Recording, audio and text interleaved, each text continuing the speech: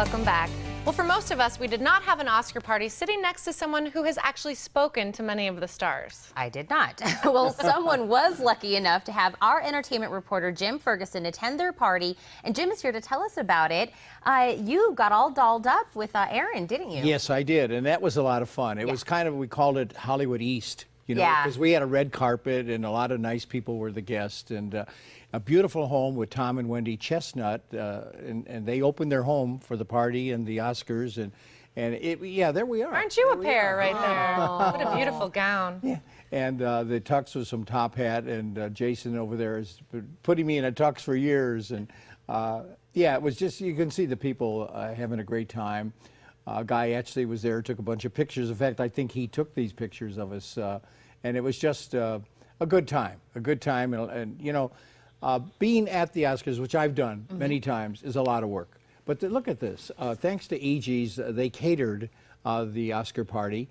And as you can see, they've moved on from just sandwiches and drinks. Now you can have parties catered, and they have fruit plates and, you know, cold cuts and all kinds of different types of food that you'd never can think of with EG's. Oh, yeah. Well, that's great. You have to have some good eats while you watch the Oscars. And so when you watched, were you shocked by any of the winners? Or I know we weren't 100% on your predictions, but we were close. I was close. I got 5 of them out of the 6. That's good. The one I missed, and you remember, because you were here when I did this. Yes. And Heather, you remember, I said that I think the Academy is going to give the Best Actor to Michael Keaton. Yes. I said, but the best performance, in my opinion, was Eddie Redmayne.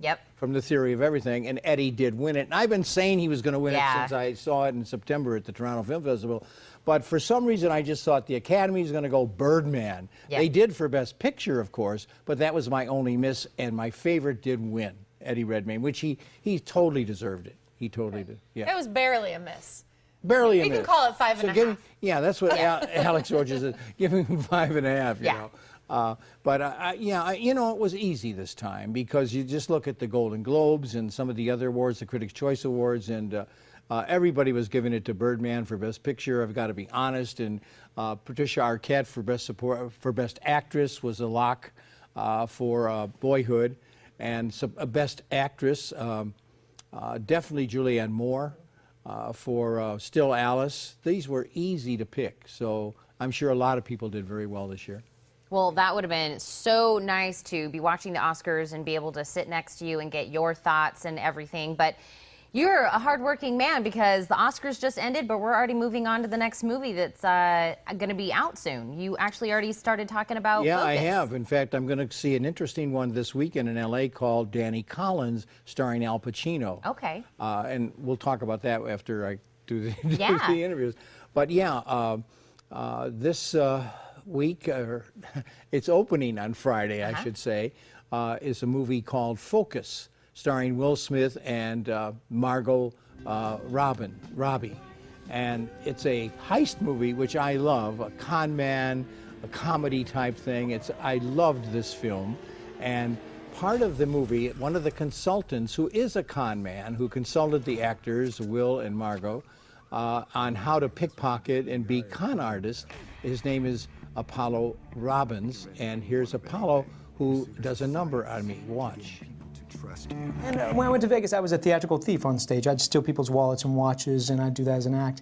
And then one time I pickpocketed the Secret Service when the president was visiting, and I took their credentials, and that moved. My wife and I started a company called WizMob Incorporated, where we started working with real thieves, and that was a whole nother level. Ava Doe was like the den mom to all these guys.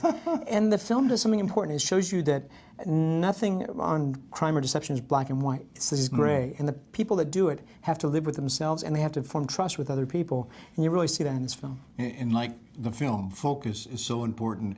Have you focused on taking anything from me? Not yet, but I'd be happy to if you'd like. You will? Okay. Yeah. Well, I mean, with what you have so many limits. Like your glasses wouldn't come off too easily. But right now, where's your watch at right now?